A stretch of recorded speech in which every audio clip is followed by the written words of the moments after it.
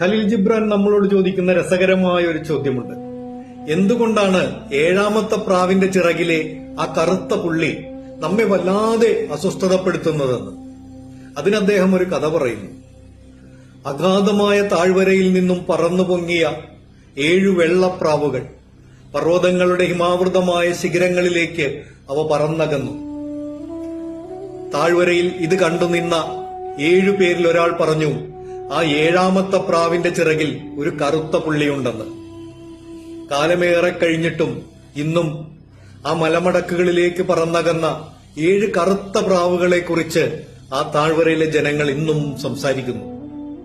ഒന്നുകിൽ മുഴുവൻ കറുപ്പിക്കുക, അല്ലെങ്കിൽ മുഴുവൻ വെളുപ്പിക്കുക. ഇത് മനുഷ്യ സഹജമായ ഒരു ചരിത്ര രീതിയാണ്. അതുകൊണ്ട് തന്നെയാണ് ഖലീൽ ജിബ്രാൻ വീണ്ടും നമ്മോട് ചോദിച്ചുകൊണ്ടേയിരിക്കുന്നത്, എന്തുകൊണ്ടാണ് ആ 7ാമത്തെ പ്രാവിന്റെ ചിറകിലെ കറുത്ത പുള്ളി നമ്മെ ഇത്രമാത്രം അസ്വസ്ഥതപ്പെടുത്തുന്നത്.